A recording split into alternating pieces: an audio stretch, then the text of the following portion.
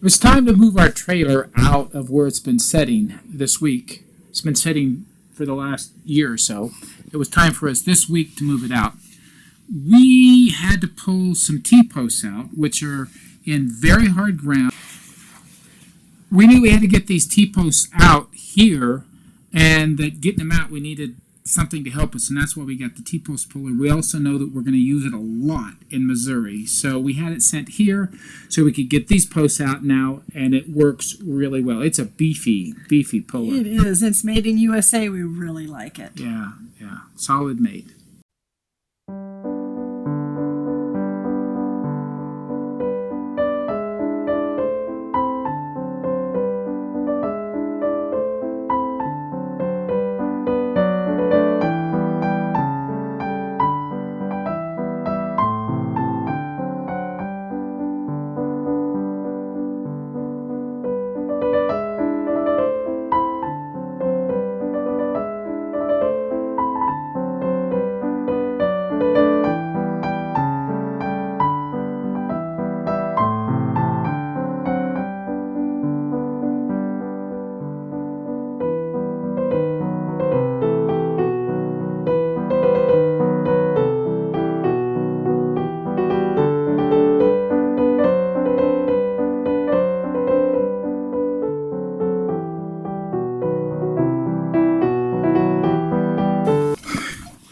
We've had to pull these out once before during the summer. The ground was so hard, the only way I couldn't dig, the only way I could get them out was to take a hose and to run the hose down, to dig them out with the hose and let it push the dirt out of the way. I knew with the ground frozen, water wasn't going to be an option. Something like this was the only way to take them out. And with the ground frozen, this hard ground, even when it's not frozen, this guy did it. Now you notice it took all my weight and some bouncing to get it to move. But this is strong enough we could actually put a longer lever on this and it would give even more leverage to what we're trying to do. Our next task was to move the trailer. We knew that it needed to move when the ground was frozen. First thing in the morning. Very first thing in the morning, because it turns to mud here and then it turns to slick snot. And it's slightly uphill, enough uphill Right. that I was concerned. Right. Going from a dead stop, getting it moving on mud, I was concerned that would work. So the first thing we had to do was remove our Skirting, which is billboard material. Whatever that's called. It worked amazing, though. It did its job. It kept us so warm. Yep. So we had to remove that first and then prepare to be able to get it out. Which meant we had to put the extensions in. Which meant, oops, who knew that they were froze open because there was ice on the top? In trying to figure out how to get the extensions to move in because they weren't moving, I looked at the top and there was some ice on top of them. Not something I wanted to shut up into the trailer when we closed them in. Probably not stopping them from moving. So we figured let's remove the ice, or at least get enough of it off to where when that gets warmer, it can get out of the way so you don't shut it up in there. And maybe when it gets warmer, the extensions will be able to move. Well, so we had to wait for it to get warmer for them to move in. And then in the afternoon, we tried it. And poof, they just went right in. Just closed up so nice.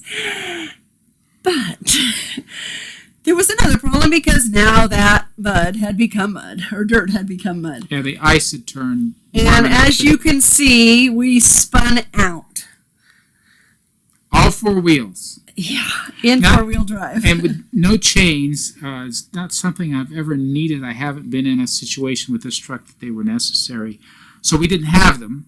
So there we were, spin. So now we have to wait for the ground to freeze again. Which it was the kind of day that it would do it again in a few more hours. Well, ironically enough, it was going to be 29 degrees at 5 o'clock and then go up from there. Yeah, so we were faced with a couple of days of we're going to have to wait for this to dry out now. So we ran outside, he tried it, and poof, I did not film it because I'm like, oh no, I don't want to tell to stop while I run and get the camera. I just ran and opened the gate and let him pull it out, and it went out beautifully. The next morning, we were able to put it up on its little yellow platform so that it's nice, not in the mud. And I hear a few people asking questions. Well, why didn't she have the camera with her so that she could film it? My feeling about that is she didn't think it was going to budge. No, I didn't. Truth be known. So she was surprised when it started going forward. And I'm just like, oh my goodness, oh my goodness, oh my goodness. And I ran to open up the gate for him. Yep. So it was good. We were very happy. It's sitting outside there now. So if you all been counting down from 20 weeks until now, you know that we have 3 weeks left. Hold up your 3 fingers, Jim. Hold up your 2 fingers. There's 3 weeks left. There is only 1 week left. Because you're going to tell them why, right? Yeah. We have a buyer for our RV, and we have a good window to go out of this place. We have a good window all the way across next Monday, and so we are doing that. We have still. It's a week away, so we still have our fingers crossed, but it looks good in the 10-day forecast. And it looks good that we have a buyer. And so that should all come about this week, and all we can say is prayer works. And well, it's good for us, good for them. They really need something, and this is perfect for what they're doing. It's just wonderful. It's wonderful. It's been good to us, and it'll be good to them. We introduced some good friends here a while back who also have the last name of Wilson. I'm Jim. You're Jim. I'm Renda. And this is Lois. Now, I have known and Lois. we're the Wilsons, right? Yes, we're all the Wilsons. We are all the Wilsons. That's correct. Her last name is Wilson also. And we're Heartiness Approach. And we met two years ago? Yes. 2 years ago at the first Homesteaders of America conference. The inaugural. And you went this year? No. Oh, you didn't get to go. We came here instead. So she is from Manitoba, and we have been communicating for 2 years. And she finally showed up on our doorstep. Yeah, I will, because I will make my own jam or jelly with it. So, so explain again. Okay, so all you do is you crush up some fruit. Yeah. And you like really mash it, or if you a blender or something, and add the chia seeds, stir it in, put it in the fridge overnight. In the morning, you've got jelly or jam. And what? That's a thickener. It's a thickener. It's a thickener. Is that what you said? Yeah, and so like most jams and jellies, they use sugar and pectin, Yeah. to thicken it. You can use the chia seeds. So now you're getting protein and your that's fruit. fabulous. So you think this and is no okay? sugar. I think it's I not. I think it's fine. Okay, I don't know that. So now this is a little bit of bran.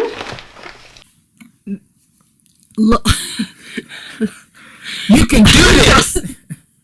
Lois and Ron have started their own YouTube channel, and it is called Katy Lake Farm and Cottages. Which is the name of their property. I mean, they have cottages and cute. Their little piece of property has lake on 3 sides of it, and it's a great place.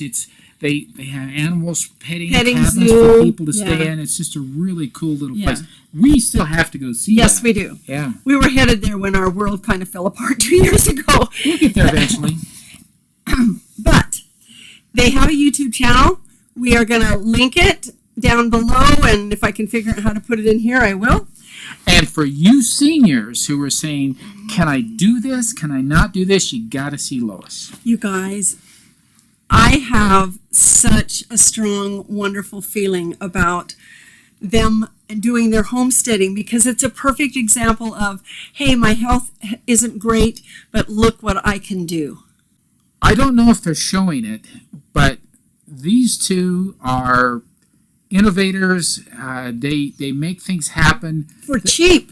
They solve problems without spending oodles amount of money. They're just amazing. So for folks who are homesteading, very thought provoking on what's possible to get done.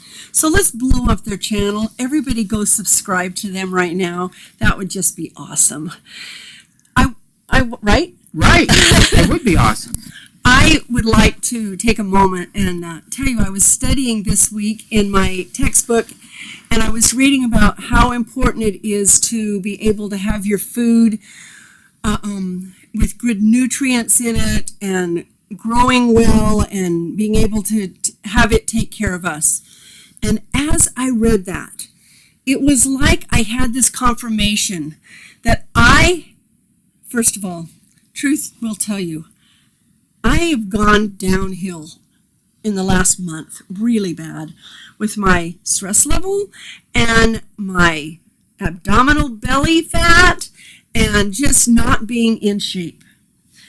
And Well, it's wintertime. We can't I know. exercise Well, like it we was want really to. cold. Yeah, it's nasty weather. But I'm also just not doing what I would normally do. It's a combination of all the wrong things. Every one of them. So, as I was reading this in my textbook, I realized that this is why I have to be a homesteader. I have to get out and work for my food and work on my property so that I can take this food. She's going to be one of those ladies that holds the sign saying, "We'll work for food."